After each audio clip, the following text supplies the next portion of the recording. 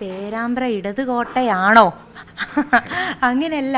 പേരാമ്പ്ര ഞാൻ പറഞ്ഞത്, ഞാൻ ഇറങ്ങിയപ്പോൾ തന്നെ പറഞ്ഞിട്ടുണ്ടായിരുന്നു, അവിടെ 6 പഞ്ചായത്ത് ഭരിക്കുന്നത് UDF ആണ്. അതുപോലെ അവിടുത്തെ ആളുകൾ യഥാർത്ഥത്തിൽ പിന്നെ ഇടതുപക്ഷമാണ് എന്ന് ഇടതുപക്ഷത്തിൻ്റെ മണ്ണാണെന്നൊക്കെ അവകാശപ്പെടുന്ന സ്ഥലമാണത്. എന്നെ സംബന്ധിച്ചിടത്തോളം ഞാൻ അവിടെ ജാതി മത ഭേദമന്യേ, രാഷ്ട്രീയ കക്ഷി ഭേദമന്യേ ആളുകളോട് വോട്ട് ചോദിച്ചിട്ടുണ്ടായിരുന്നു. ആ രൂപത്തിലുള്ള സ്നേഹം എനിക്ക് ആളുകൾ തന്നു. ആ രൂപത്തിൽ എന്നെ വിജയിപ്പിച്ചു. അവരുടെ പ്രതീക്ഷയായിട്ട് മാറി. ഇനിയും ഒരു ജനകീയമായിട്ട് അവർക്കൊക്കെ അവൈലബിൾ ആയിട്ടുള്ള ഒരു MLA ആയിട്ട് മാറണം എന്ന് ആഗ്രഹിക്കുന്നു. ഈ തെരഞ്ഞെടുപ്പ് പ്രചരണ ഘട്ടത്തിലൊക്കെ ഒരു അനൗൺസ്മെൻറ്റ് ഒക്കെ ഉണ്ടായി. അത് മാനസികമായി എങ്ങനെയാണ് ആ തരത്തിലേക്ക് വരുന്നതും ഇടതു പാർട്ടികളുടെ ഭാഗത്തു നിന്ന് ഒരു അനൗൺസ്മെൻ്റ് ഒക്കെ ഉണ്ടാകുമ്പോൾ അതിനെ അവിടെ എങ്ങനെയാണ് പ്രതികരിച്ചത്? ഞാൻ ആ വിഷയത്തിലേക്കൊന്നും അത്ര ആഴത്തിൽ പോയിട്ടില്ല. പരമാവധി വോട്ടർമാരെ കാണാനാണ് ഞാൻ ശ്രമിച്ചത്. ഓടി നടന്നു.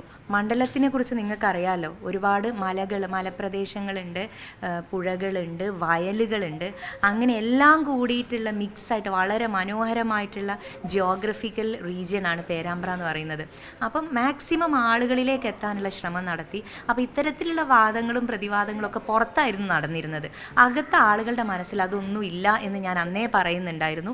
അത് ഈ തെരഞ്ഞെടുപ്പിലൂടെ വ്യക്തമാവുകയും ചെയ്തു.